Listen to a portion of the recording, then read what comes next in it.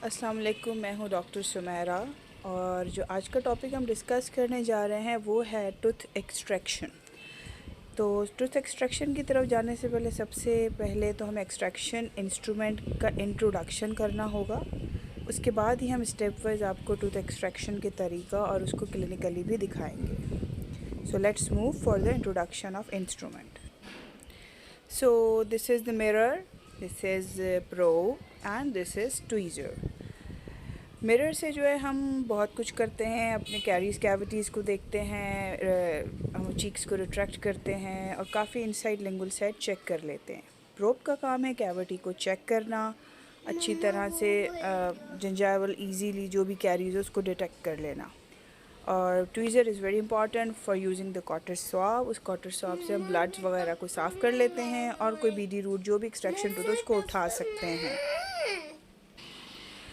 उसके बाद हम आगे चलते हैं अपनी डेंटल सिरिंज की तरफ। जो डेंटल सिरिंज है उसके अंदर उसका जो है उसको यूज करने के लिए उसका एक ट्रिगर होता है जिसको हम प्रेस करते हैं। तो मैं आपको आगे चल के डेंटल सिरिंज का इस्तेमाल बताऊंगी। अच्छा, यहाँ हम डेंटल सिरिंज में किस तरह कार्ट्रेज होता है जिसमें हमारा लोकल एनेस्थेसिया होता है, तो किस तरह हम कार्ट्रेज को इसके अंदर जो है वो सेट करते हैं। उसके बाद उसको इस तरह सेट करने के बाद हम अपने ट्रिगर के थ्रू ऊपर नीडल लगाते हैं और फिर हम एनेस्थेसाइज करते हैं। अब हमें पता होना चाहिए कि अपर के जो फोर्सेप्स होते हैं वो किस तरह के होते हैं।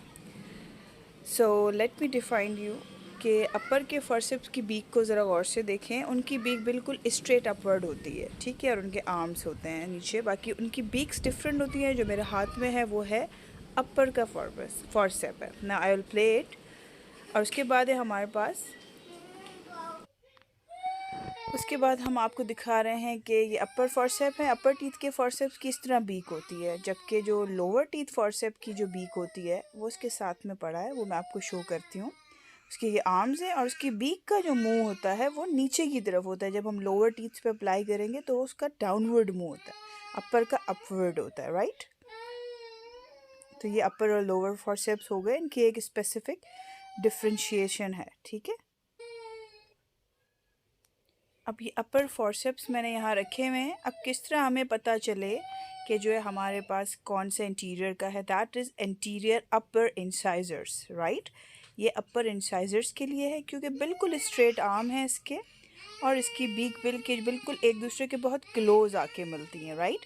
उसके बाद दूसरा जो है हमारे पास वो है हमारे पास मोलर प्री मोलर फोर्सेप, जिसके अंदर कोई बीक नहीं है लेकिन ये वो थोड़ा स्पेस ज़्यादा है और आर्म उसके कर्व होते हैं as compare to anterior teeth के अपर फोर्सेप पे। फिर ये आ जाता है हमारे पास that is right molar forcep, right. इसकी बीक बनी हुई है एक राइट साइड पे, आपको लग रहा हो चोंच जिसे कहते हैं, राइट वाले जो इसके बीक है। लेफ़्ट बिल्कुल प्लेन है, राइट पे तो ये राइट मोलर के लिए, राइट अपर मोलर के लिए होता है ये। इनकी बीक्स में डिफ्रेंशिएशन होती है जिससे हम चेक कर सकते हैं कि ये मोलर का राइट है। दूसरा आप देखें left upper molar forcep, arm इनके कर्व हैं, बीक में इनकी जो है एक चोंच जैसी बनी हुई है, अब इसके लेफ़्ट साइड पे बनी हुई है, गौर करें। और जो इसका राइट साइड है बीक का वो बिल्कुल प्लेन और स्मूथ है, ज़रा गौर से देखिएगा, ठीक है।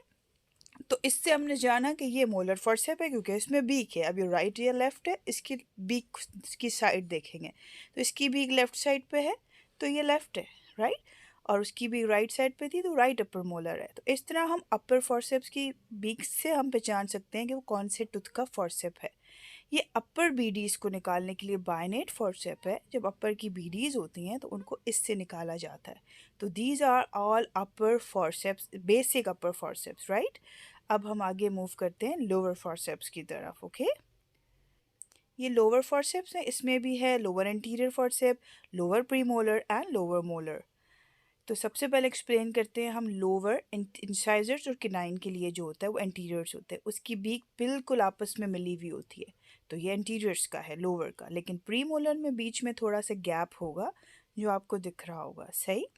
और जो मोलर्स होता है वो राइट लेफ्ट का एक ही होता है, बस इसमें वही है कि बीक इसमें भी होती है। तो मोलर फोर्सेप्स में बीक्स होती है, उनके जो जो सामने बीक होती है ना, उनमें चोंच की तरह एक स्पेसिफिक शेप होती है।